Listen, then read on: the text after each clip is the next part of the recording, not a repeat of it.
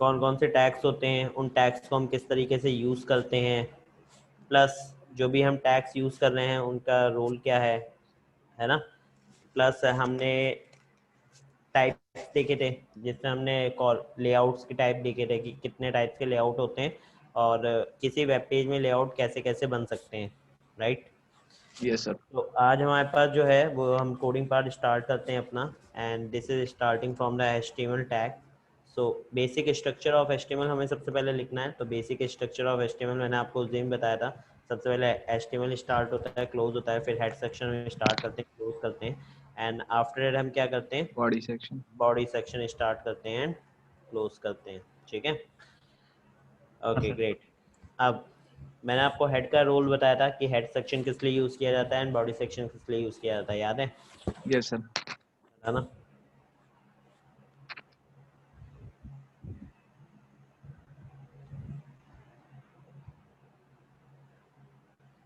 बताओ बताओ।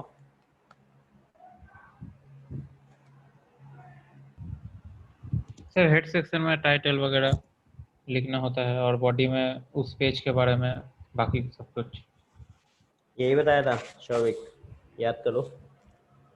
Sir I think head section इसलिए होता है कि ताकि वो पता चले कि वेब पेज क्या है, मतलब इंफॉर्मेशन देने के लिए। अश्विन इतनी देर में आंसर देते हो, इससे ना शक होता है कि नोट्स खोल के बैठ गए। नहीं सर कुछ नहीं है, कैमरा भी शायद दिखा दूँ खोल के। हाँ, लैपटॉप के अंदर कैमरा। हाँ मतलब ठीक है यार, मैं भी तो आई जगह था कभी, क्यों। थोड़ा कंफ्यूजन होता है ना सर, इसलिए थोड़ा लेट जवाब देता हूँ। अच्छा। हाँ नहीं तो जिसमें प्रॉपर पक्का पता होता है तो पहले ही बोल देता हूँ। ओके, दिवाकर एंड हरमीत आप लोग इंटरेक्ट नहीं करते हो, क्यों? Yes sir. बोलने में दिक्कत है? नहीं सर। तो इंटरेक्ट किया करो, ठीक है। ठीक है हेड सर। सेक्शन मैंने आपको बताया था कि बेसिकली किस लिए यूज होता है। कोई भी वेब पेज की इंफॉर्मेशन जो आप सर्च इंजन को प्रोवाइड करते हो, ठीक है, सर्च इंजन को आपके वेब पेज के बारे में कैसे पता चलेगा, बाय द हेड सेक्शन, ठीक है। एंड बॉडी सेक्शन किस लिए होता है, जो भी आप वेब पेज पे जितनी भी एक्टिविटीज देखते हो A to Z, वो सारी किसके अंदर होती हैं, बॉडी सेक्शन के अंदर कोड करी जाती हैं, ठीक है। ठीक है सर। ठीक। सो हेड सेक्शन के अंदर सबसे पहला टैग आता है, इसे कॉल्ड टाइटल टैग। किसके पे से शो आ रहा है यार पीछे? Title tag. टाइटल टैग के अंदर क्या होता है, आप टाइटल टैग में पेज का नाम देते हो, तो मैंने यहाँ पे पेज का नाम दिया न्यू पेज, ठीक है। आप जिस प्रोडक्ट के लिए बना रहे हो आप उस प्रोडक्ट का नाम दोगे। Let us suppose I am just creating this page for a float pen. तो मैं फ्लोट पेन के लिए मैंने यहाँ पे बनाया, तो मैंने उसका नाम जो है वो फ्लोट पेन दिया है, ठीक है। नेक्स्ट, उसके बाद टैग आता है हेड सेक्शन के अंदर जो इंफॉर्मेशन देगा, उसे कहते हैं Meta tag. Meta tag tag बहुत सारे होते हैं, ये डिजिटल मार्केटर्स के लिए होते हैं बेसिकली, कि वो किस तरीके से मेटा टैग को परफॉर्म करेंगे या यहाँ पे लिखते हैं। So meta tag, meta name is equal to, आप यहाँ पे बताते हो कि किसके लिए आप बना रहे हो। ऑथर का नाम दे रहे हो, डिस्क्रिप्शन दे रहे हो, कीवर्ड दे रहे हो, या फिर जनरेटर्स दे रहे हो, या फिर आप उसके पब्लिशर दे रहे हो, लैंग्वेज दे रहे हो, डेट दे रहे हो, क्या दे रहे हो, तो आपको बताना पड़ेगा। तो ज़्यादातर जो वेबसाइट्स में आप देखोगे उसमें डिस्क्रिप्शन एंड कीवर्ड्स यूज़ होते हैं। तो अपने यहाँ पे डिस्क्रिप्शन हमने यूज़ किया, यानी पेज के बारे में कंटेंट, जो आप पेज के बारे में वहाँ पे लिखोगे। तो कंटेंट के अंदर जो पेज का फ्लोट पेन के बारे में आप एक स्मॉल लाइन लिखते हो, ठीक है। वो कितना बड़ा होना चाहिए, उसकी एक रेंज होती है। रेंज क्या होती है, 150 कैरेक्टर टू 170 कैरेक्टर्स। जो भी आप यहाँ पे पेज का वो लिखोगे, क्या कहते हैं, मेटा का नाम, वो हमेशा आपका रेंज 150 टू 170 कैरेक्टर्स के बीच में होना चाहिए। This is a description of page, है ना, जिसके रीड करके क्या आएगा, गूगल आपको आइडेंटिफाई करेगा आपके प्रोडक्ट को, ठीक है।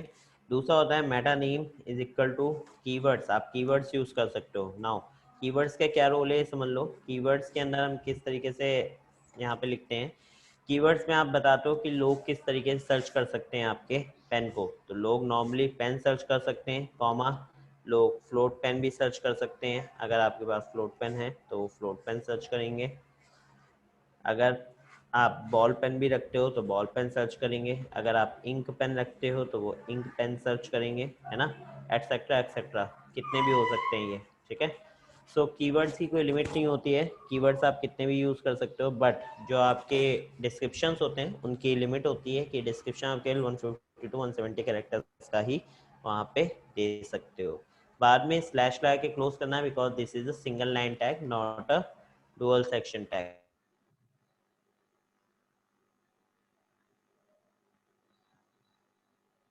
कहते हैं डुअल सेक्शन, जिसमें ओपनिंग एंड क्लोजिंग टैग्स आते थे, राइट। ओके, फिर उसके बाद क्या होता है, आप इसके अंदर और चीज़ें और टैग्स ऐड करते हैं हम, जैसे कि आपका हो गया स्टाइल टैग।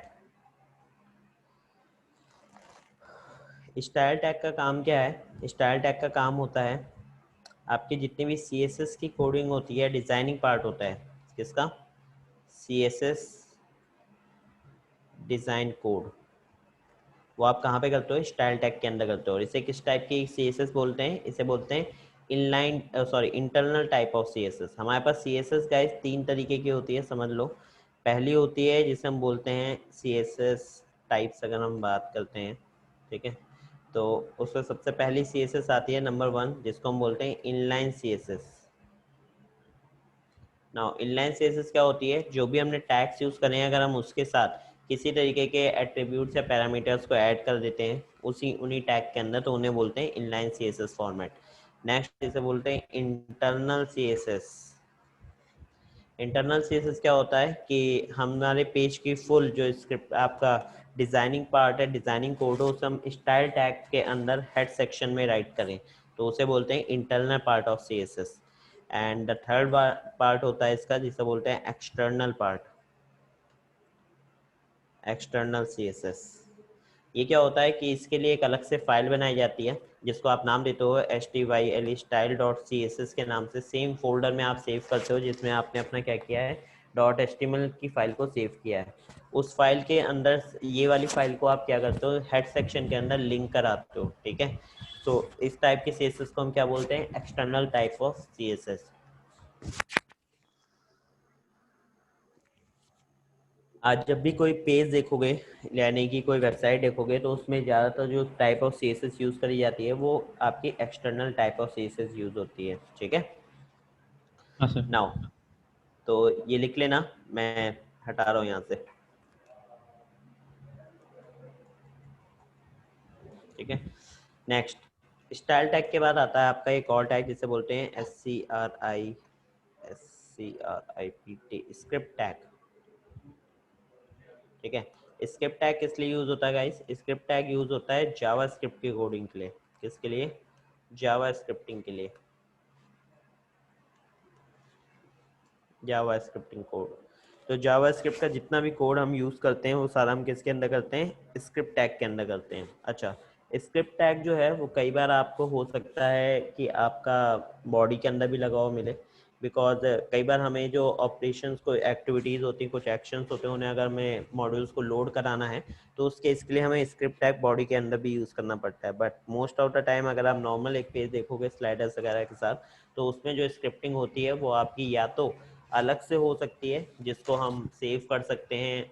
ये भी 2 तरीके से यूज़ होता है, या तो हम इसे एक external CSS external JavaScript file में यूज़ कर सकते हैं, या तो हम इसे यूज़ कर सकते हैं अपना इंटरनल वे में, ठीक है, इंटरनल पार्ट की तरह जैसे हम CSS करते हैं। तो अगर मैं जावास्क्रिप्ट की बात करूँ तो ये 2 तरीके से पेज में लिंकअप करी जाती है।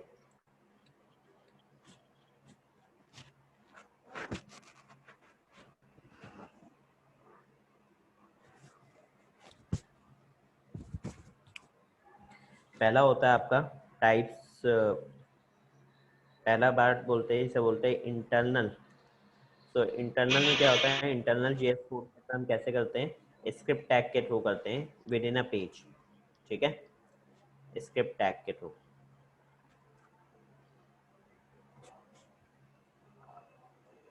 ठीक, दूसरा होता है अगर आप स्क्रिप्ट टैग के थ्रू नहीं करना चाहते उसी पेज में, तो आप यूज कर सकते हो एक्सटर्नल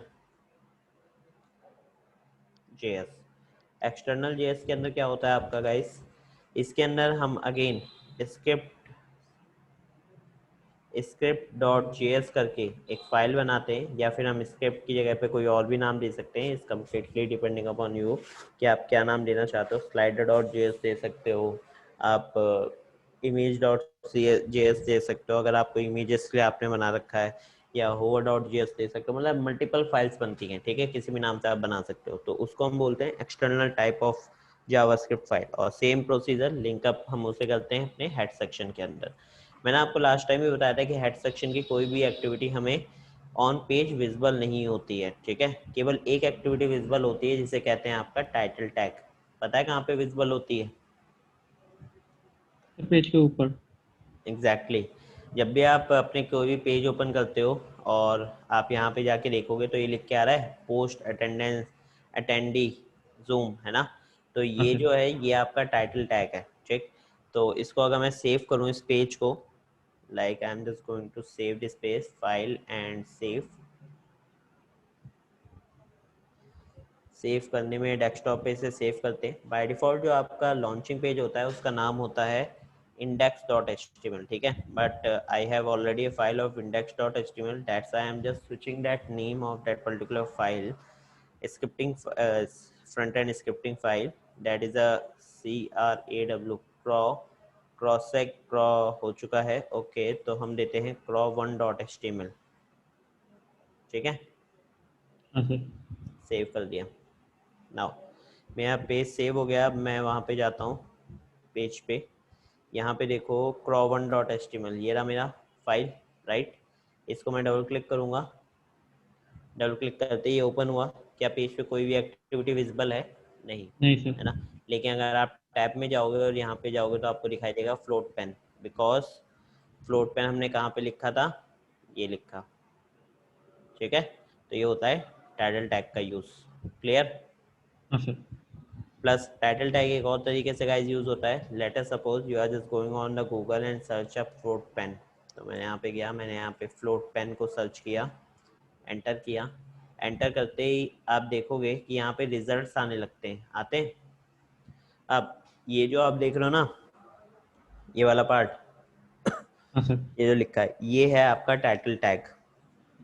अगर आप इसे वेबसाइट को, जैसे वाली वेबसाइट ओपन करो अमेजोन को, तो वहाँ पे फ्लोट पेन amazon.com लिखा हुआ दिखाई देगा, ठीक है। अलीबाबा ओपन करोगे तो उस पर ये लिखा हुआ दिखाई देगा।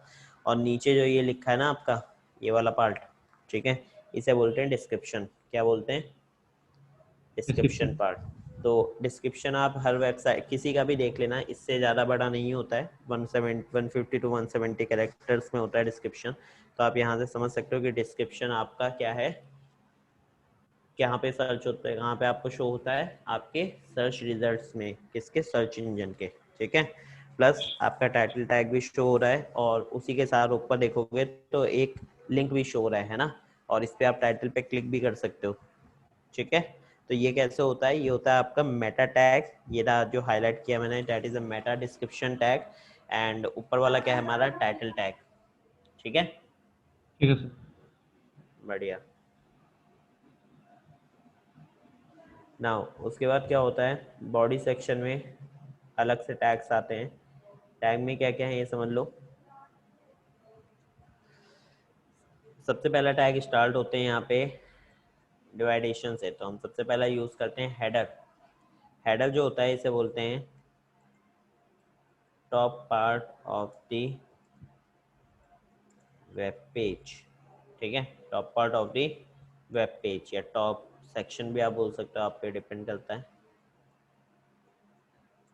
Top section of the web page, ठीक। फिर उसके बाद आपका सेकंड होता है जिसे हम बोलते हैं कंटेंट। याद है जब पेज बताए थे, लेआउट्स बताए थे, तो उसमें 3 बताए थे मैंने, है ना। तो कंटेंट के अंदर हम सारा कोड करेंगे। एंड लास्ट वन जिसे हम बोलते हैं फुटर, ठीक है। फुटर होता है डाउन पार्ट या section of the web page, clear. हाँ सर।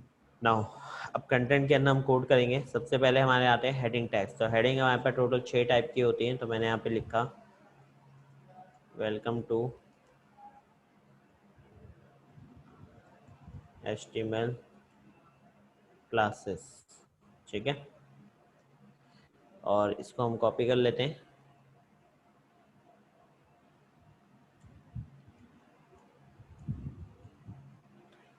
नाउ अब आप चेंज करते चलो एक एक का।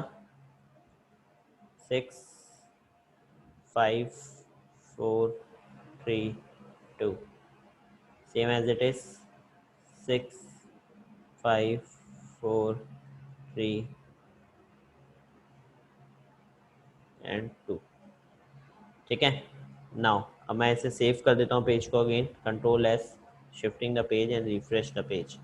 रिफ्रेश करते ही देखो मेरे पास यहाँ पे सबसे पहले टॉप पार्ट या section of the web page, down part या section of the web page, this is footer, ऊपर वाला क्या था बना हेडर, और उसके बाद these are the headings. Headings में अलग अलग टाइप बोलते हैं इन्हें, न्यूमेरिक, अगर आप नॉर्मली कैरेक्टर से बोलना चाहते हो इन्हें तो आप बोल सकते हो कि this is a extra large heading size H1, very large heading size H2, large heading size H3, फिर H4 वैसे small, very small and extra small, ठीक है, क्लियर, ठीक है सर।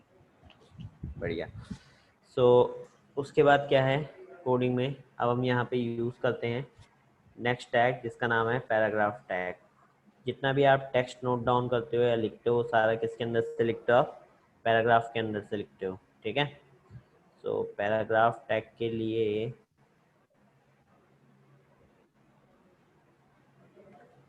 मैं एक काम करता हूँ, यहाँ से उठा लेता हूँ।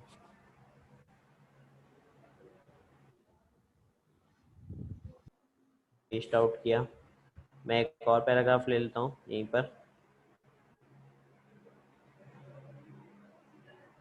अच्छा, अगर आपने एक ही पैराग्राफ के अंदर लिखे 2 बार, है ना, 2 बार या बड़ी से आपने लिखे उसके अंदर लाइन गैप देना है, तो आप एक ही पैराग्राफ के अंदर वो नहीं दे पाओगे, आपको BR वगैरह यूज़ करना पड़ेगा, ब्रेक लाइन वगैरह procedure, otherwise you can use a double paragraph, ठीक है।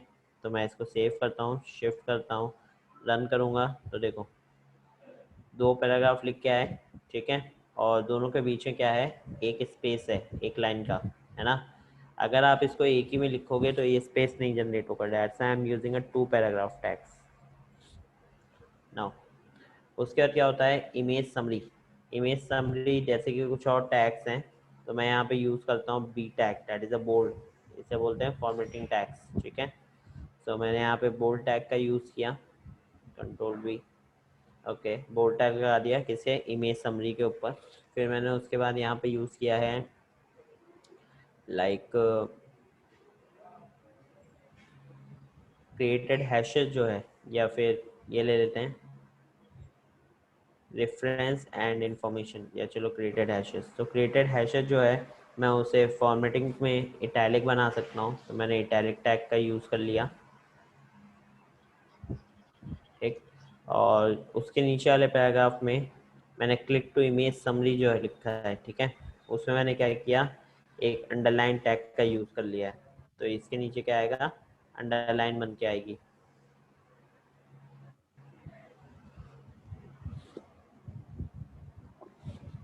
जस्ट सेव किया, शिफ्ट किया एंड रिफ्रेश, तो now you can see here image जो है, इमेज समरी देखो बोल्ड हो गई, एक्स्ट्रा हाईलाइटेड, ठीक है। हाँ सर। फिर उसके बाद आप थोड़ा सा इधर आओ तो देखो क्रिएटेड हैशेस जो है वो इटैलिक में आ गया, और हाँ क्लिक टू इमेज समरी जो है उसके नीचे एक अंडरलाइन आ गई है, ठीक है। सो ये तरीका होता है कि आप किस तरीके से फॉर्मेटिंग करो ताकि आपकी जो पर्टिकुलर टेक्स्ट है उसमें जो जो चीज़ इंपॉर्टेंट है उन्हें आप हाईलाइट कर सकते हो। कुछ क्रीपी टाइप का है तो आप उसे बेसिकली इंक्लाइन बना सकते हो इटैलिक टैग की हेल्प से, और अगर आपको किसी पर्टिकुलर हेडिंग्स वगैरह को असाइन करना है तो आप उसके नीचे क्या करो, अंडरलाइन लगा लो, ठीक है। हाँ सर। बढ़िया। फिर उसके बाद क्या होता है,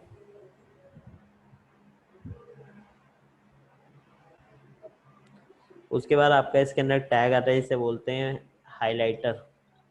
हाइलाइटर क्या है, जैसे कि मैं ये वाला पूरा डेटा जो है यहाँ से लेके एंड तक हाईलाइट करना चाहता हूँ, तो मैं यहाँ पे यूज़ करूँगा मार्क टैग। कौन सा टैग है, मार्क टैग,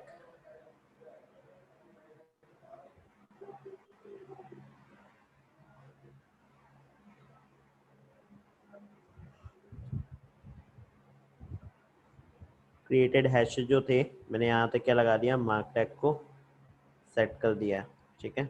ओपन किया, क्लोज किया, शिफ्ट किया पेज को और रन कराया। तो now you can see here एक येलो रंग का हाइलाइटर लग गया यहाँ पे, है ना। ये क्या होता है, जैसे आपने बुक्स में जब आप पढ़ते थे और लाइक कुछ लोग होते थे जो हाईलाइट लगा लेते थे इंपॉर्टेंट लाइंस वगैरह को, तो वो किसके थ्रू होती है, वो इसी के थ्रू होती है, ठीक है। अच्छा फिर उसके बाद क्या होता है, पैराग्राफ टैग के बाद उसके बाद आता है आपका image tag, IMG tag. Image tag को कैसे यूज़ करते हैं, IMG SRC source is equal to, आपको यहाँ पे देना क्या है, सोर्स के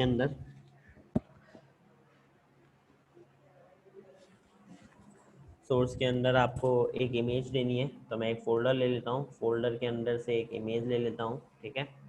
और स्पेस छोड़ो, slash close, save shift and run. तो now you can see here एक इमेज आ गई, लेकिन काफ़ी बड़ी आ रही है ना, और पूरी भी नहीं आ रही। तो मैं क्या करूँगा, इस इमेज को फॉर्मेटिंग करूँगा, इसकी डिज़ाइन सेटिंग करूँगा इनलाइन CSS की हेल्प से। तो कैसे करना है, यहाँ पे हमने यूज़ करा HEIGHT height is equal to, मैंने हाइट दे दी इसकी 450 px। अच्छा गाइज एक चीज़ याद रखना, हाइट हमेशा px में लेते हैं, with most of the time, मतलब ऑलवेज नहीं, बट आप विथ में दो तो ज़्यादा, परसेंटेज में दो तो ज़्यादा अच्छा है विथ को, ठीक है। बट हाइट परसेंटेज में कभी मत देना, बिकॉज पेज हम स्क्रॉल करते हैं उसका 100% कभी फिक्स नहीं हो सकता, ठीक है। ठीक है सर।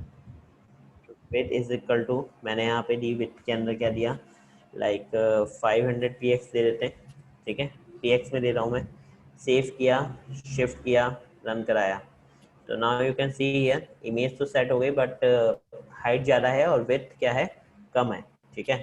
तो मैं एक काम करूँगा, मैं इसकी हाइट कम कर देता हूँ, मैं इसकी हाइट कर देता हूँ 350, सेव शिफ्ट रन, ओके। हल्की से विथ बढ़ा देते हैं, तो 500 की जगह कर देते हैं 550, अब सही है ना, क्लियर। तो हाँ सर। थोड़ी सी फॉर्मेटिंग हो गई। अब इसके बाद क्या करना है, आपको इमेज को जैसे सेंटर में फिक्स करना है, ठीक है। सो इमेज में इसको सेंटर, अच्छा इमेज का नाम अगर देना है तो यहाँ पे टैग का यूज़ कर लो, that is a alt tag, alt is equal to, आपको याद होगा जब हमने सर्वर इंफॉर्मेशन में पता किया था हु इज से, हु इज लुकअप जब हमने यूज़ किया था, तो उसमें नीचे एक सबसे नीचे आ रहा था ऑल्ट, जिसमें लिखा था all there is no images, there is no name alt missing in image file, right। Alternative name जो होता है वो मिस नहीं है।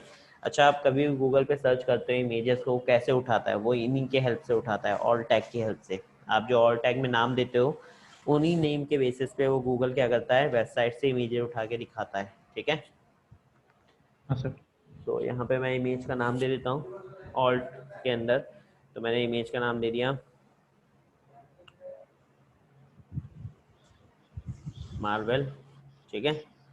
और मार्वल इमेज सेव कर दिया, शिफ्ट किया, रन कर दिया। अब देखो पहला काम तो आप समझ गए कि गूगल के ऊपर जब भी सर्च होगा तो इसी के हेल्प से होगा।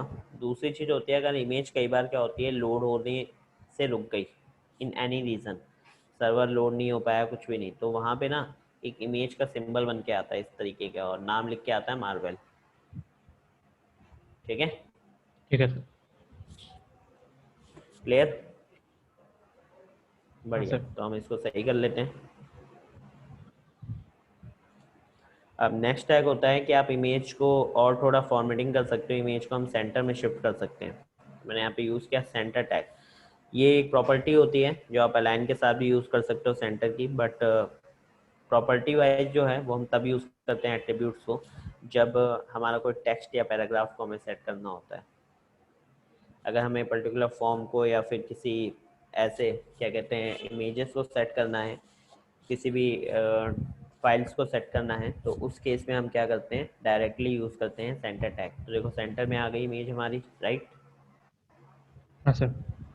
ठीक है। अब उसके बाद क्या है, जब हमारी इमेज सेंटर में आ गई, तो अब मुझे थोड़ा सा फॉर्मेटिंग अच्छी नहीं लग रही, मैं चाहता हूँ यहाँ पे एक लाइन भी आ जाए, तो हम यहाँ पे एक लाइन लगा लेते हैं। लाइन के लिए हम यूज़ करते हैं HR टैग। कौन सा? HR tag. Save shift run. तो देखो एक लाइन क्रिएट हो गई है ना। बट ये पूरे पेज पर है, मैं पूरे पेज पे नहीं चाहता, तो वही अगेन फॉर्मेटिंग करो। WIDTH width is equal to, width के अंदर हम दे देंगे कितनी विथ दे देते हैं इसकी 50%। ठीक है, सेव किया, शिफ्ट किया। ओके, लाइन थोड़ी सी बड़ी लग रही है तो इसे कम कर दो। लेट अस सपोज 45 दे के देख लो। ठीक है, इट्स सफिशिएंट है ना। जो सेपरेशन है पेज का वो 45% पे हुआ है हॉरिजॉन्टल लाइन का। फिर इसका साइज बढ़ा लो। SIZ size is equal to, मैं यहाँ पे दे देता हूँ 8px। Save shift run. देखो चौड़ी हो गई है ना, बट ये खाली है, तो इसके अंदर हम कलर फिल कर देंगे। मैंने यहाँ पे यूज़ किया colour is equal to BLACK black. Save shift run.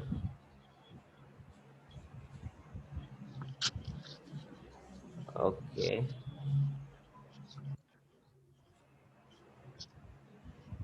ठीक है, आ गया black colour.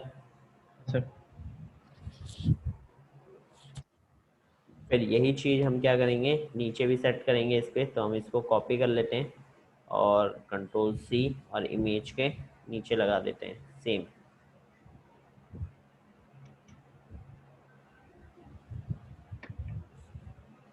Save shift run. ठीक है, तो इमेज हमारी कैसे आ गई है, एक पूरे 2 लाइंस के बीच में सेट हो गई है। ठीक है, तो सिनेमा जैसा सीन आ रहा है, बढ़िया। फिर उसके बाद क्या है, इसके अंदर और कुछ एडिटिंग आप कर सकते हो।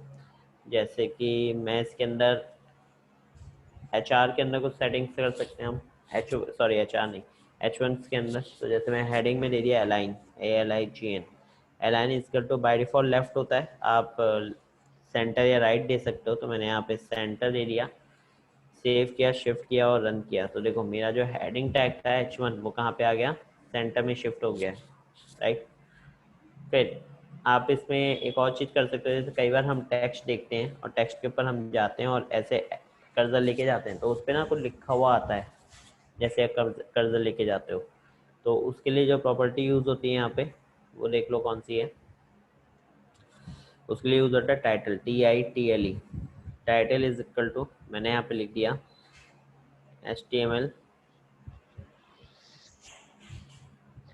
स्क्रिप्टिंग। सेव किया, शिफ्ट किया, रन किया, लेके गया। तो देखो HTML स्क्रिप्टिंग लिख के आने लगा।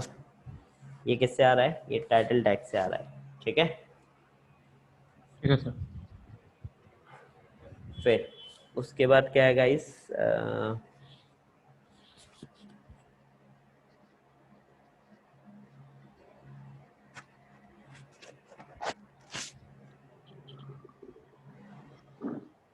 उसके बाद टैग आता है आपका, जिसे बोलते हैं मार्क्यू टैग।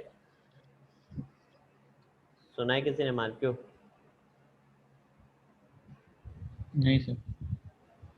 क्या होता है काम? सर नहीं सुना। अच्छा, तुम्हारे बैच में कौन नहीं आया आज?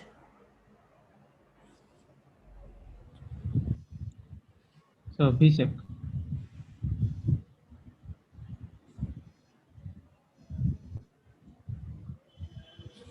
ठीक है, मैंने यहाँ पे मार्क्यू लगाया, सेव किया, शिफ्ट किया, रन किया। तो देखो राइट से स्टार्ट हुआ है चलना, क्या वेलकम टू HTML क्लासेस, और ये चलता रहेगा, है ना। क्यों? बिकॉज यहाँ पे क्या किया है हमने, मार्क्यू टैग का यूज़ किया है। अब देखो मैं इसे थोड़ा सा, अब ये जाएगा और गायब हो जाएगा वहाँ पे,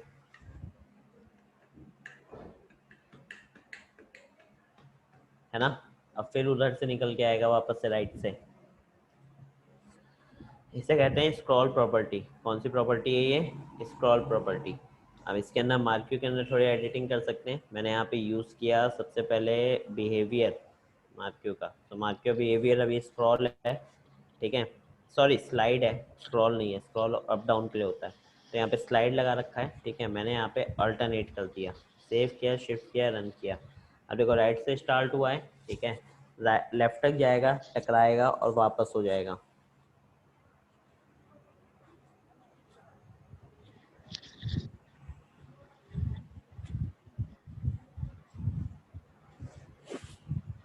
टकराया, वापस हो गया। दिस इज द प्रॉपर्टी या this is the attribute which is using in a tag of marquee tag. Okay, फिर वहां पे टकराएगा, देखो दूसरी साइड पे, दूसरे एंड पर, और फिर वापस हो जाएगा। ठीक है, तो ये ऐसे ही करता रहेगा। फिर इसके बाद होता है डायरेक्शन। अभी सबसे पहले कहाँ से स्टार्ट हुआ था, याद है?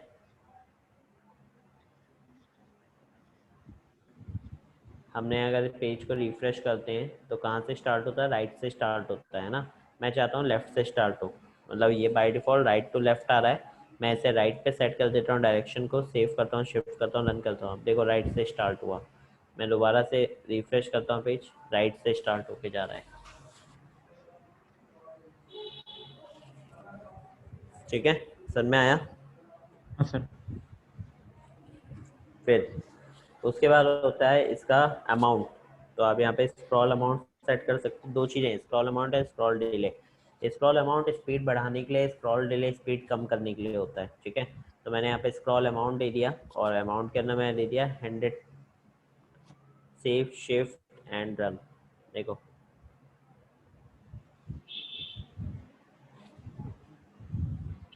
है ना। तो आप इसमें और सेटिंग कर सकते हो, जैसे मैंने ये वाला जो पूरा मार्क्यू था ना, ये मार्क्यू की पूरी प्रॉपर्टी उठाई, कंट्रोल, और यहाँ पे लगा दी H3 के ऊपर भी, और यहाँ पे एंड में मार्क्यू को क्लोज कर दिया। सेव शिफ्ट रन,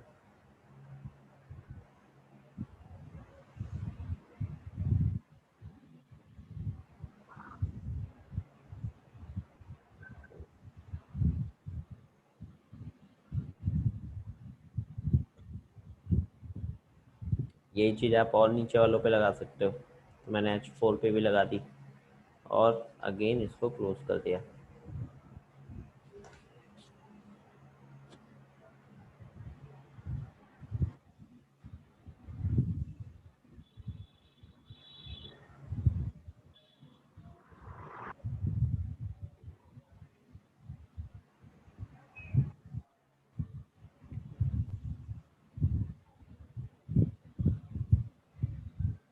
सही है ना।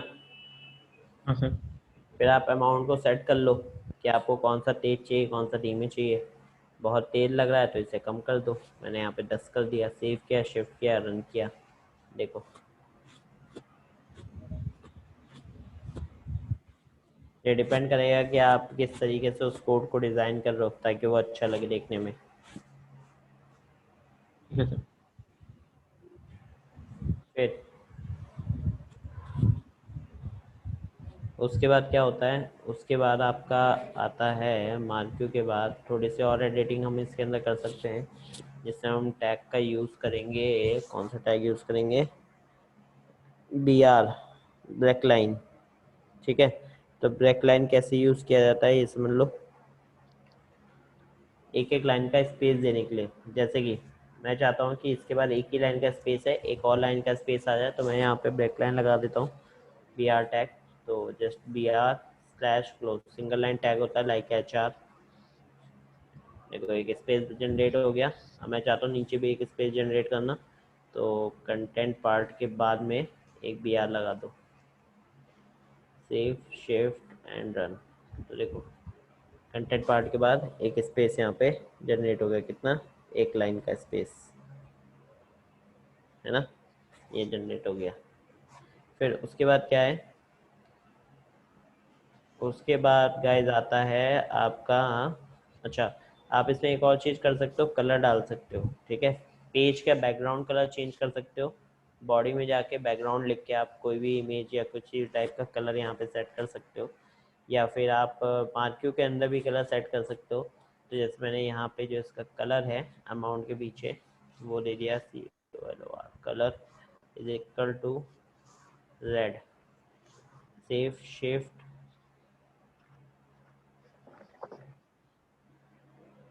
And run,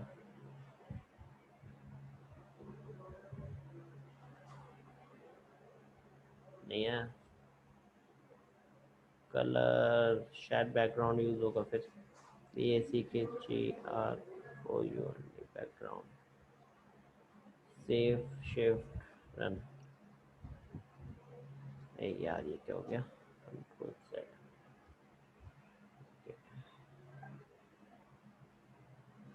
refresh.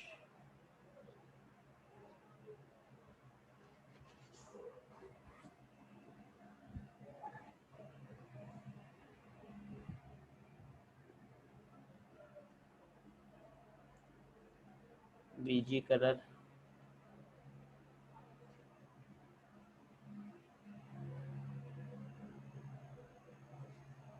नहीं है।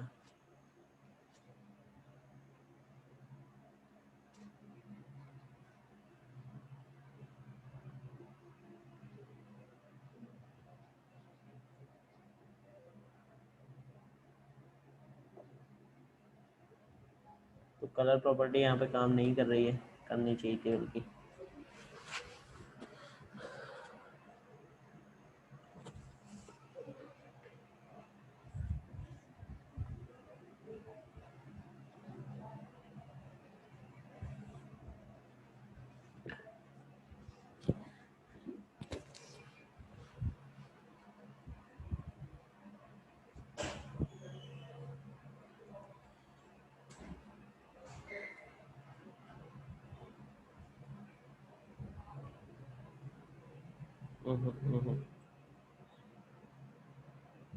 कलर प्रॉपर्टी का इस काम नहीं कर रही है, देख लेना, ठीक है।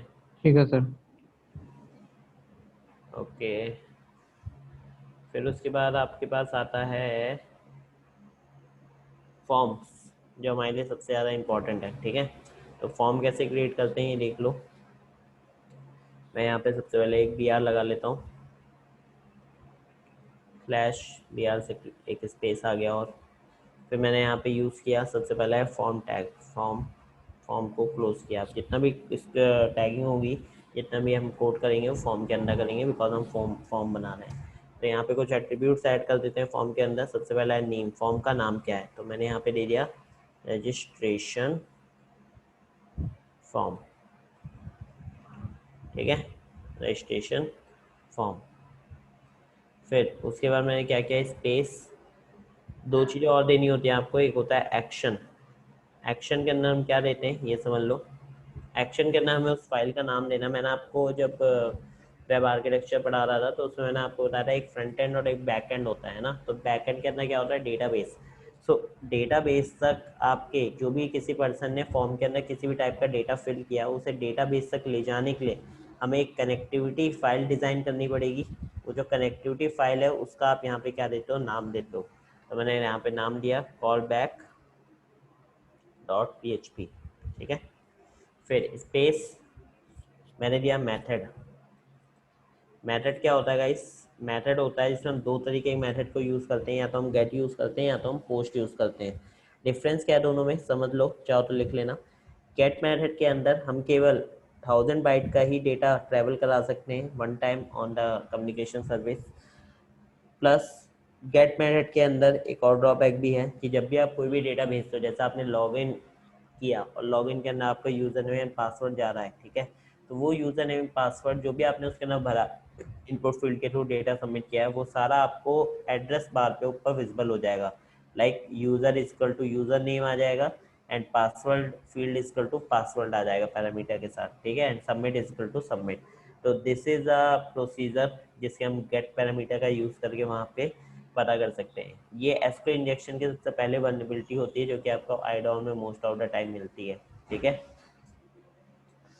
सो हम यहाँ पे पोस्ट यूज़ करेंगे, अनलिमिटेड डेटा सेंड करता है post method. Plus unlimited data send होने के साथ साथ ये आपका कोई भी डेटा एड्रेस बार पे विजिबल नहीं कराता, तो इसीलिए बेटर है। तो हम पोस्ट मेथड का यूज़ करने वाले हैं। ओके, इतना समझ में आया। फिर उसके बाद होता है tags, input. Input type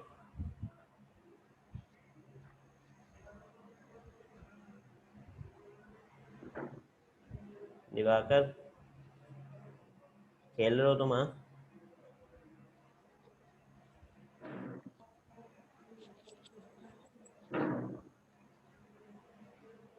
input type text. मैंने होमवर्क दिया था गाइस, हो गया?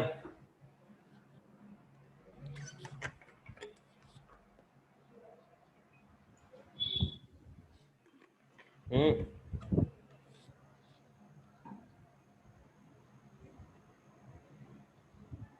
Of you homework. सर कौन सा वाला? कौन सा वाला आप बताओगे? कौन सा वाला दिया था? Sir POC. केवल पीओसी दी थी, लास्ट सेशन में कोई होमवर्क नहीं दिया था? नहीं सर, नहीं HTML सर, ही देख के आने बोले थे। देख के आने बोले? देख के किस किस ने देखा है, लिटरली बताना। सर मैंने थोड़ा थोड़ा देखा है। अच्छा, क्या देखा था शौविक? ये कोडिंग वगैरह ही देखा था। अच्छा, कौन सी कोडिंग, क्या टैग यूज करे?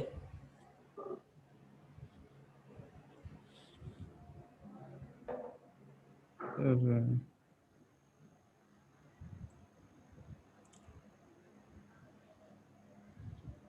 सर मतलब बेसिक जो आप पढ़ा रहे हैं ये सभी देखा था। अच्छा, पीओसी सही हो गई? सर पीओसी अगले दिन तो दिखा दिया था मैंने। नहीं, सही करके कहाँ दिखाई थी? एरर्स थी नहीं ना तो उसके अंदर, मैंने कहा था ना सही करना। सर वो नहीं हुआ। क्यों भाई? 3 दिन का टाइम था, फ्राइडे सैटरडे संडे।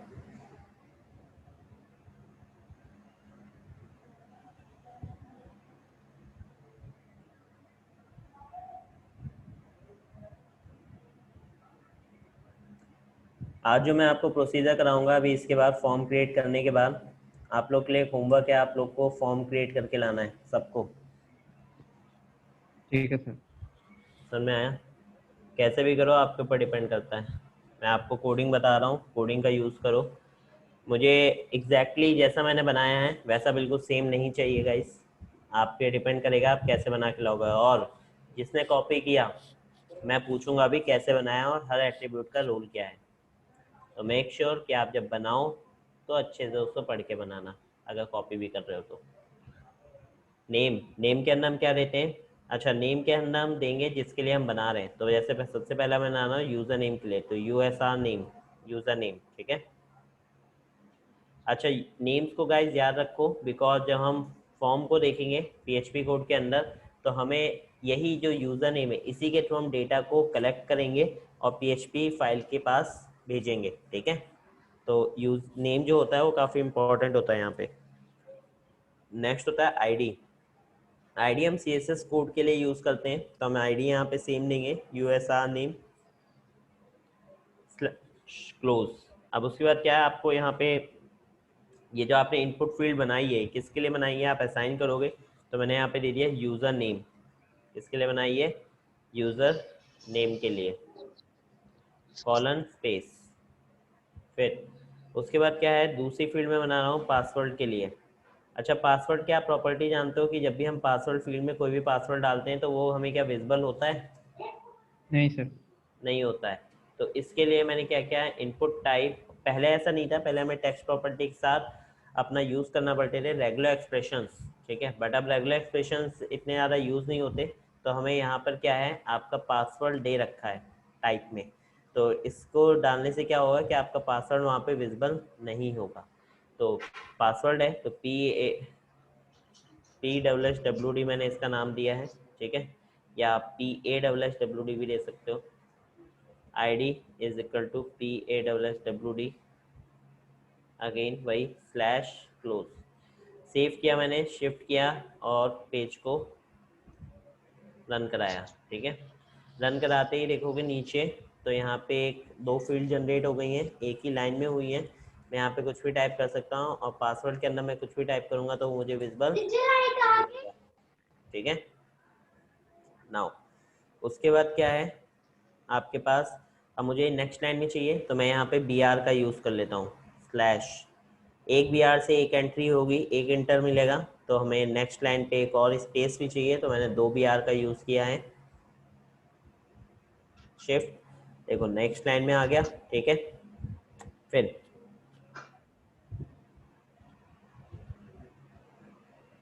उसके बाद क्या है, इस BR को कॉपी कर लेते हैं, हर लाइन के बाद ऐड करेंगे।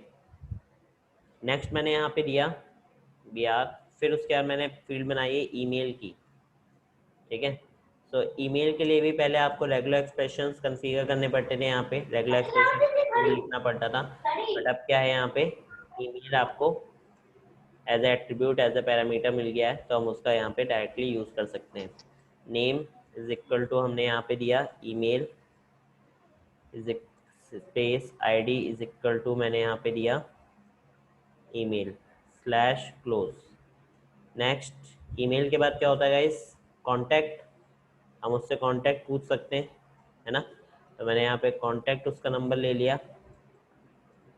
इनपुट टाइप क्या देंगे कॉन्टैक्ट के लिए, देखो कॉन्टैक्ट के लिए भी यहाँ पे अवेलेबल है हमारे पास क्या, एक तो नंबर है और दूसरा टेल है, तो हम जो यहाँ पे यूज़ करेंगे वो करेंगे टेल का यूज़, ठीक है। ओके मैंने यहाँ पे दिया नेक्स्ट आपका name is equal to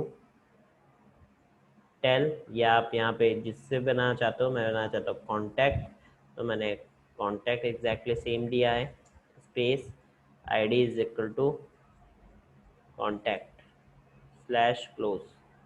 contact के बाद हम क्या पूछ सकते हैं, उसका जेंडर पूछ सकते हैं, कौन से जेंडर का है, तो जेंडर दे दो, gender colon input type.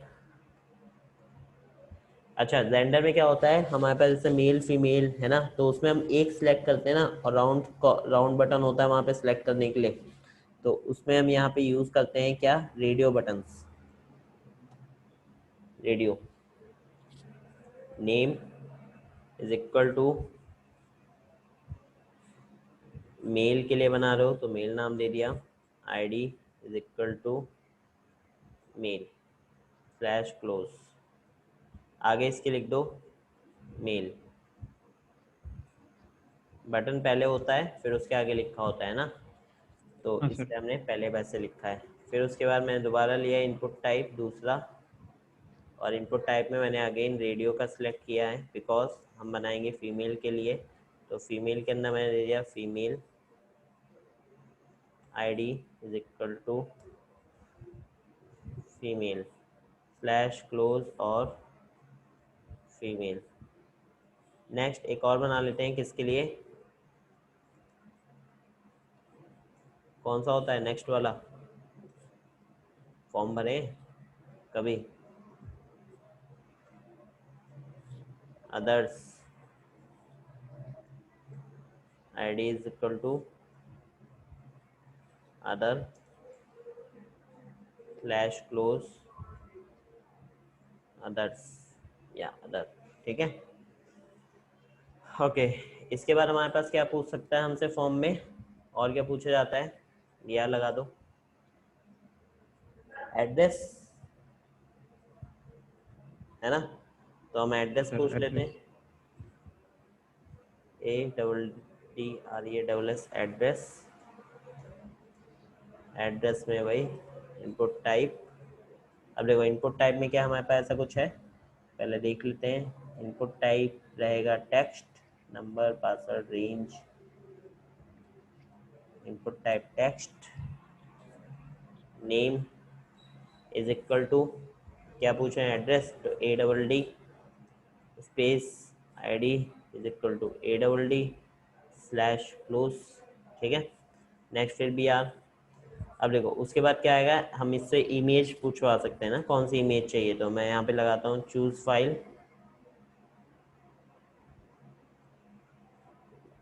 Choose file, यहाँ पे हम देते हैं input type what, input type में लेंगे फाइल टाइप का, ठीक है। अगर देखो यहाँ पे और भी कुछ पैरामीटर्स हैं इनपुट टाइप, जैसे कि फाइल को अगर हम छोड़ दें तो हम डेट उससे अपने सिस्टम की लोकल डेट वहाँ पे फिल करा सकते हैं, डेट एंड टाइम करा सकते हैं, डेट उससे फिल हो सकती है, ऑटोमेटिक होती हैं ये चीज़ें। कलर्स आप ले सकते हो उससे, अगर आपको कोई कलर वगैरह चाहिए। चेक बॉक्स जो आपके ऑप्शनल क्वेश्चंस नहीं होते हैं, जैसे 1 2 3 4 में से कौन सा सिलेक्ट करना है, तो चेक बॉक्स के थ्रू होता है वो। तो मैं यहाँ पे फाइल लेता हूँ फिलहाल के लिए, name is equal to upload दे दिया मैंने, and ID is equal to upload दे दिया, स्लैश लगाया, क्लोज कर दिया, ठीक है। BR। उसके बाद होते हैं बटन्स, तो बटन्स के लिए क्या यूज़ होता है गाइस देख लो। इनपुट क्या हो गया, इनपुट टाइप, इन बटन्स में अलग अलग टाइप के बटन होते हैं, जैसे कि आपका होता है सबमिट बटन, जो कि फॉर्म के अंदर के डेटा को उस एक्शन वाली फाइल तक ले जाने का काम करता है, ठीक है। दूसरा होता है आपका रीसेट बटन, जो भी आपने फॉर्म के अंदर भरा है उन सबको क्लियर कर देगा, रीसेट बटन। नेक्स्ट होता है बटन। बटन क्या होता है, इसे कस्टम बटन बोलते हैं, आप इस पर कोई भी प्रॉपर्टी किसी भी टाइप का एक्शन सेट कर सकते हैं। और लास्ट होता है सर्च बटन, जिसमें आप सर्च टाइप की प्रॉपर्टी को सेट करते हो, ठीक है। हम चारों बटन बनाएंगे यहाँ पे। तो इनपुट टाइप मैंने सबसे पहले लिया सबमिट, तो input type submit, okay. Input type submit, name is equal to वही दे देते हैं submit, and ID is equal to submit, and value देनी पड़ेगी बिकॉज बटन के अंदर होता है सब कुछ लिखा हुआ, तो आपको वैल्यू इज इक्वल टू यहाँ पे सेट करना पड़ेगा, इज इक्वल टू जैसे लिखोगे वैसे ही लिखेगा। तो मैंने यहाँ पे सबमिट इस तरह कैप्स में लिखा है, स्लैश लगाया, क्लोज कर दिया, ठीक है। फिर दूसरा बना लेते हैं, इनपुट टाइप, क्या हो रहा है, गलत गलत क्यों टाइप हो रहा है, input type is equal to, मैंने यहाँ पे वही इस बार यूज़ किया है रीसेट, तो रीसेट दिया, नेम इज इक्वल टू, मैंने यहाँ पे यूज़ किया है क्लियर, ठीक है, space ID is equal to clear, ठीक, और value is equal to clear,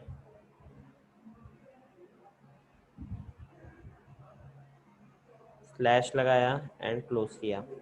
third type का बटन किस टाइप का होगा गाइस, बटन टाइप का, राइट। तो बटन प्रॉपर्टी ले लो, नेम दे दो इज इक्वल टू, मैं यहाँ पे दे देता हूँ एक्शन, अच्छा स्मॉल में लिखो, action, ID is equal to action, value is equal to action, slash लगाओ, क्लोज करो, and the last one input type क्या, search, search, name is equal to find, ID is equal to find, and value is equal to find, slash close. तो मैं find वाला नीचे बनाता हूँ, इसलिए बी आर लगा दिया मैंने, ठीक। जस्ट पेज को करते हैं सेव, स्विच एंड रिफ्रेश। देखो सारा फॉर्म आ गया मेरा बना हुआ है ना, बट अगर ध्यान से देखो तो फॉर्म जो है, जैसे फाइंड, उसके फॉर्म बिल्कुल मतलब लेफ्ट में आ रहा है, मैं उसे पहले सेंटर में लाता हूँ ताकि थोड़ी सी फॉर्मेटिंग अच्छी दिखे हमें फॉर्म की। तो कहाँ गया हमारा फॉर्म टैग, ये रहा। तो फॉर्म टैग के ऊपर मैंने लगा दिया है यहाँ पे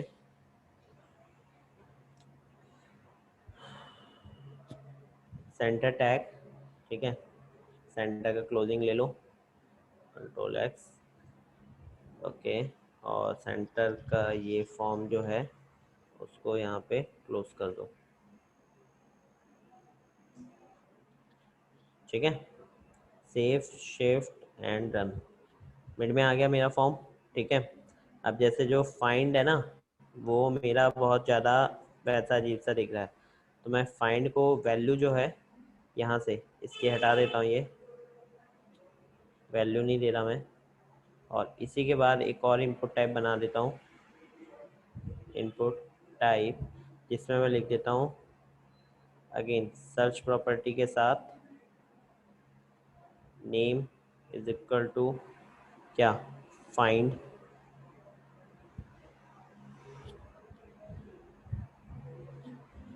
ID is equal to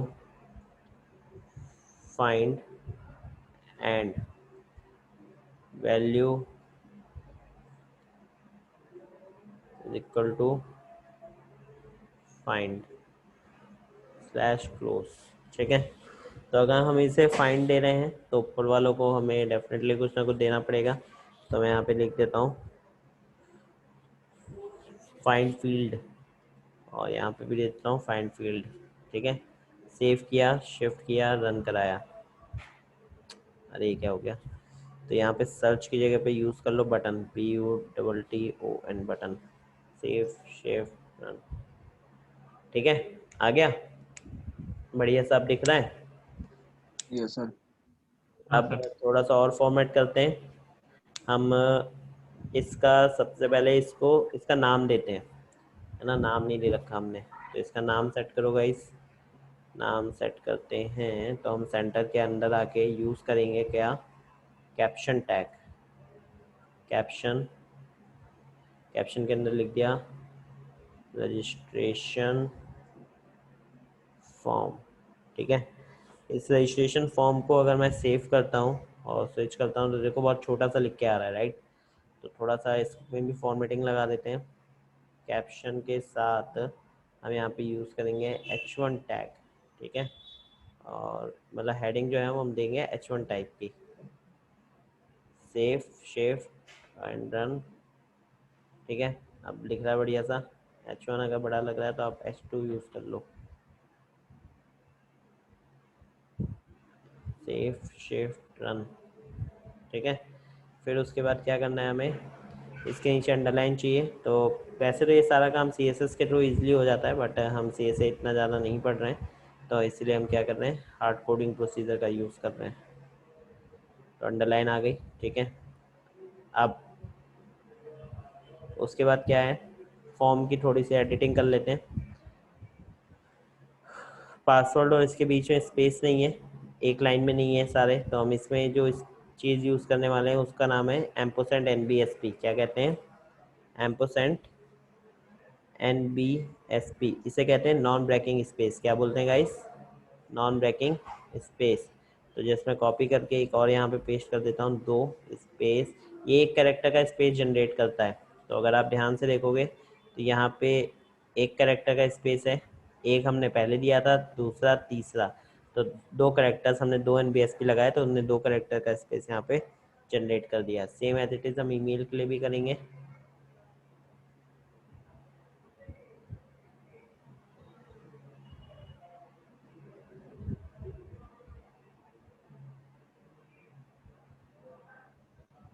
save shift run.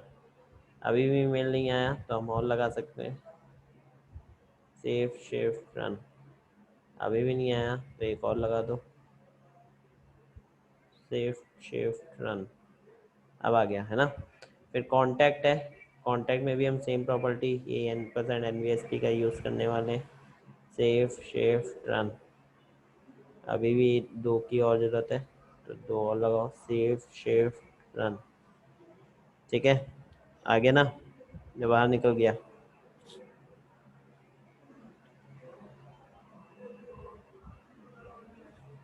सही है, ठीक। फिर उसके बाद जेंडर, जेंडर थोड़ा सा हम चाहें तो शिफ्ट कर सकते हैं, वैसे तो सही है। तो चाहो तो यहाँ पे एक लगा दो बस स्टार्टिंग में। ठीक है, एड्रेस, एड्रेस सेट करना पड़ेगा, तो एड्रेस लगा दो। एड्रेस में कहाँ गया एड्रेस, ये रहा, 1 2 3 4 5 6, सेव शिफ्ट रन। तो एड्रेस भी सही आ गया हमारा, हाँ सर। बल्कि एक ज़्यादा ही है, एक कम कर लो, सेव शिफ्ट रन। अब सही है। फिर उसके बाद चूज़ फाइल। अब देख लो चूज़ फाइल कितना इधर लिखा हुआ है ना। तो आप चूज़ फाइल को उधर पहुंचा सकते हो भाई एम्परसेंट लगा के, या फिर आप अपनी CSS का यूज़ करो अगर आपको ज़्यादा वो लग रहा है तो। 1 2 3 4 5 6 6 7 8, 8 लगाए मैंने। Save shift run. अभी भी नहीं आया। 9 10 11 12 13 14, सेव शिफ्ट रन। अभी भी नहीं आया। 15 16 17 18 19 20। तो गाइज CSS के थ्रू करोगे तो आपको इतना ज़्यादा यहाँ पे ये एम्परसेंट नहीं लगाने पड़ेंगे, बट हम CSS नहीं यूज़ कर रहे हैं इतनी ज़्यादा, तो इसलिए हमें एम्परसेंट की नीड पड़ रही है। ठीक है, ठीक है फिर सर। उसके बाद है बटन्स। अब देखो बटन्स के बीच में एक एक कैरेक्टर का स्पेस है, ये देख लो, सिंगल सिंगल। इसमें अगर हाँ और कैरेक्टर्स का स्पेस जनरेट करना है तो मुझे यहाँ पे एम्परसेंट यूज़ करने पड़ेंगे। just use the ampersand.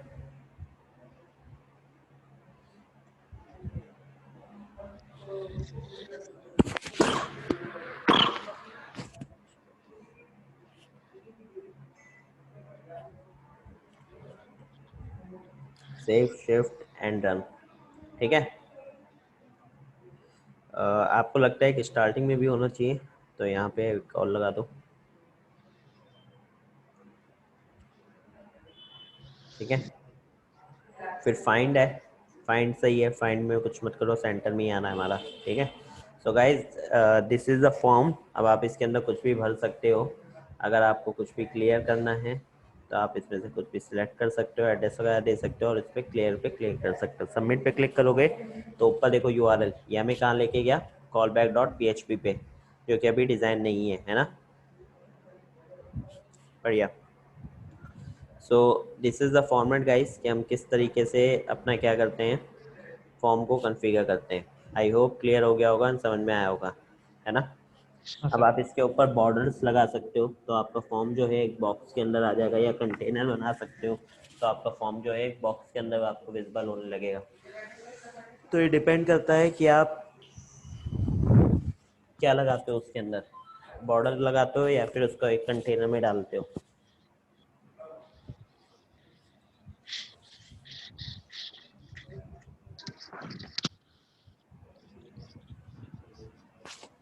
ठीक है, क्लियर हो गया गाइस।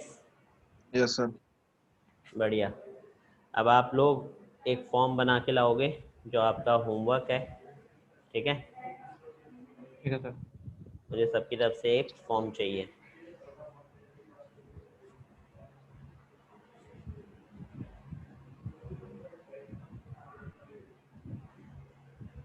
जुगलो बनेंगे, जुगलो जुगलो बनेंगे। क्या कह रहे हो दोस्त? हेलो,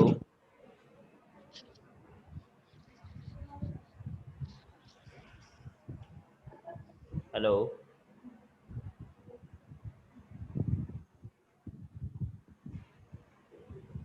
कुछ कह रहे हो क्या?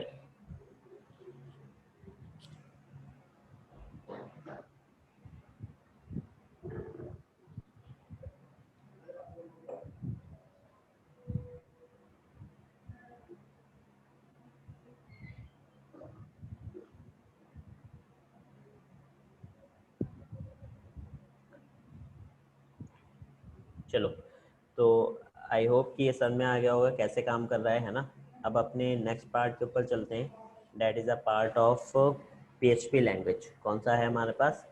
PHP लैंग्वेज का पार्ट है, ठीक है। ठीक है सर।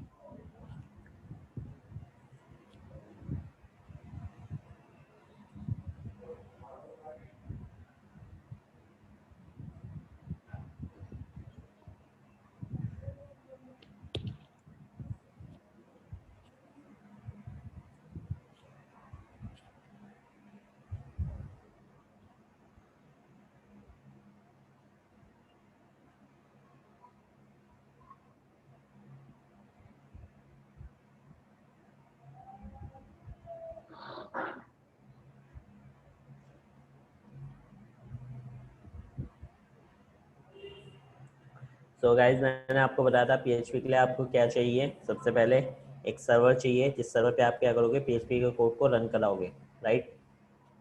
अगर सर्वर नहीं है तो हम PHP के कोड को रन नहीं करा सकते। अच्छा, चूज फाइल वाला जो ऑप्शन है ना, वो आपका ओपन करने के लिए, जैसे मैंने यहाँ पे क्लिक किया तो आपका पूरी फाइल्स को ओपन कर देता है, डायरेक्टरीज को, तो आप सिलेक्ट करके अपलोड कर सकते हो। तो late us suppose I am just clicking here and just selecting a file, that is a crawfile.html। Open किया तो देखो यहाँ पे फाइल क्या है, सिलेक्ट हो जाती है, ठीक है। तो ये इसलिए होता है चूज फाइल का ऑप्शन। ठीक है सर।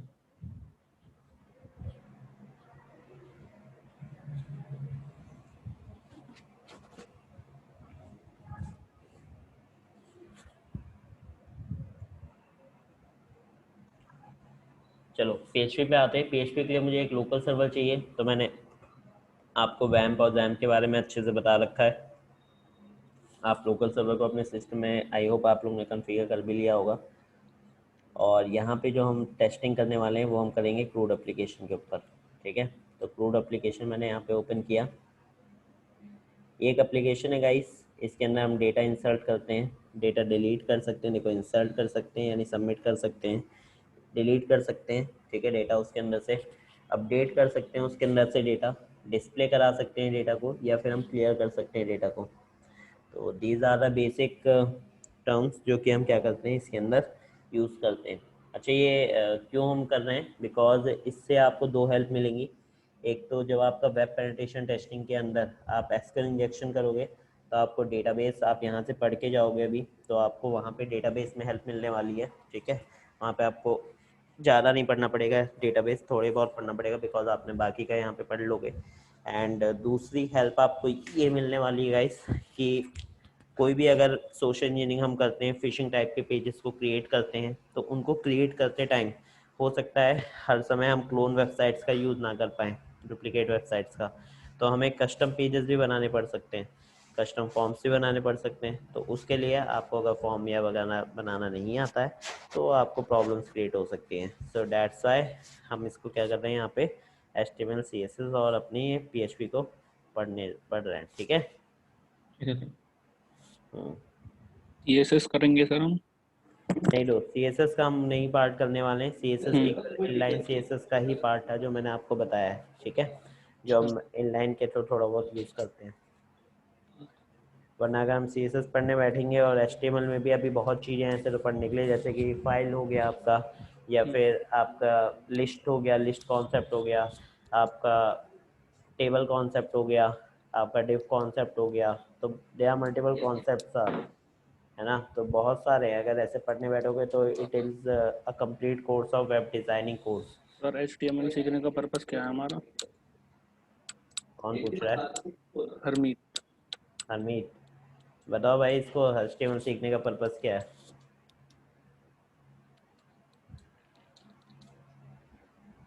फिशिंग के लिए हमें फॉर्म्स वगैरह बना सकते हैं, जैसे वेबसाइट बनानी पड़ेगी।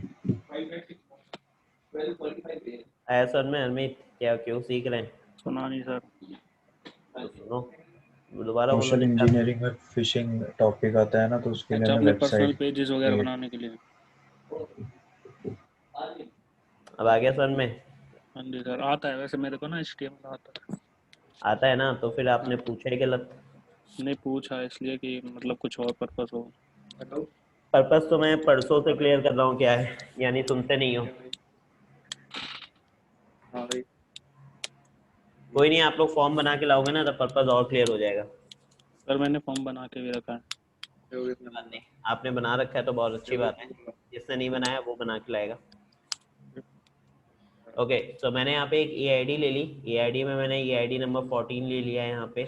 एक नेम लिया जिसमें मैंने नाम दिया लेट अस सपोज आयुष, एक डेग्नेशन दी, डेग्नेशन मैंने उसे स्टैक डेवलपर बोला है।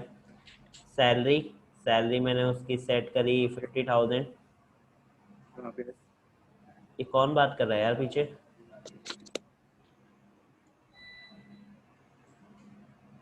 सिटी, सिटी मैंने उसकी दिल्ली सेट करी है। मोबाइल नंबर मैंने 123456 090 सेट किया एंड क्लिक किया इंसर्ट पे।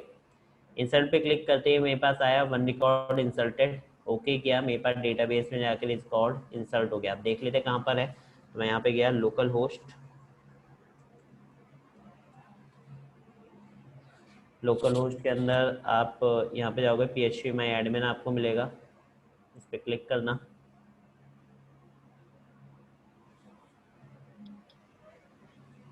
फिर आपको डेटाबेस ओपन करके देगा। यहाँ पे हमारे पास जो डेटाबेस है वो एम्प्लॉय नाम से है,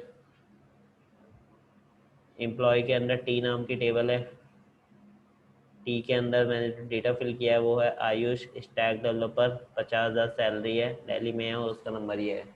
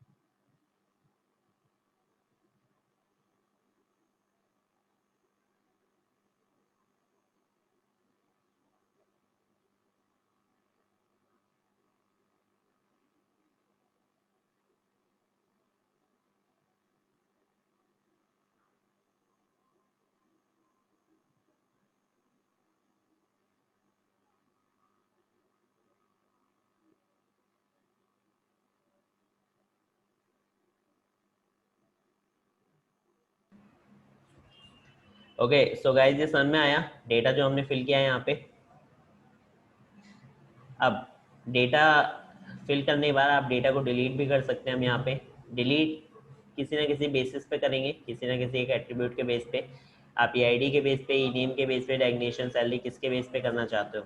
तो जैसे कि मैं चाहता हूँ कि ईआईडी के बेस पे, तो मैंने यहाँ पे ईआईडी जो 14 अभी क्रिएट करी थी मैंने वो ईआईडी नंबर दिया, एम्प्लॉय आईडी। डिलीट पे क्लिक किया, उसने दिखाया one record will be deleted. वहाँ गए, पेज को रिफ्रेश करते हैं, रिफ्रेश करते हैं हमें यहाँ पास जो 14 नंबर की आईडी थी वो क्या हुई, इरेज हो गई है डिलीट हो 14। गई। ठीक है ओके। अपडेट है, आप कुछ अपडेट कर सकते हो। तो अपडेट के लिए मेरे पास जैसे कि 28 आईडी नंबर 28 पर दीपक नाम सेट है और वो कौन है, स्टैक डेवलपर है। ठीक है, तो मैं यहाँ पे उसको चेंज कर सकता हूँ, उसका पर्टिकुलर जो डेजिग्नेशन है अगर मैं चेंज करना चाहता हूँ तो मैं यहाँ पे आईडी दे देता हूँ 28। अच्छा, यहाँ पे जितने भी अपडेशन है वो हमने किस पे सेट कर रखे हैं, आपके आईडी के बेसिस पे कर रखे हैं। तो आईडी नंबर 28 और मैंने यहाँ पे डेजिग्नेशन सेट किया, उसका मैनेजर कर दिया। अपडेट पे क्लिक किया, रिकॉर्ड अपडेटेड हुआ, गए पेज पे रिफ्रेश किया। रिफ्रेश करते मुझे पता चला कि जो उसका डेजिग्नेशन थी वो चेंज हो चुकी है। ठीक है, तो ये किसके बेस पे हो रहा था, ये आईडी के बेस पे हम कर रहे थे, ये आईडी के बेस पे, एम्प्लॉय के आईडी के बेस पे।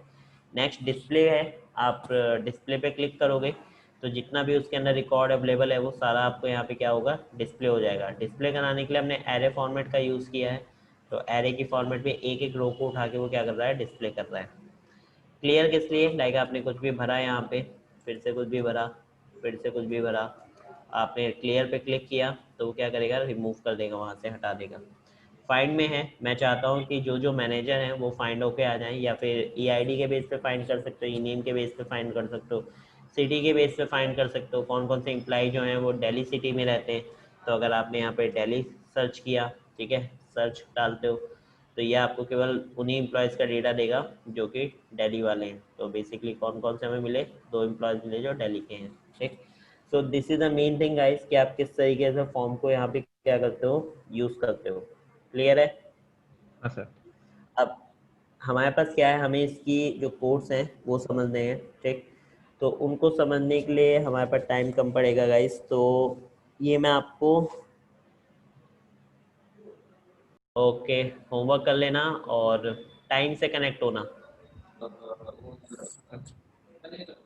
So how many people will you be able to do it to? Because in the group, the thing you will be telling that might be. ठीक है गाइस, ओके बाय बाय।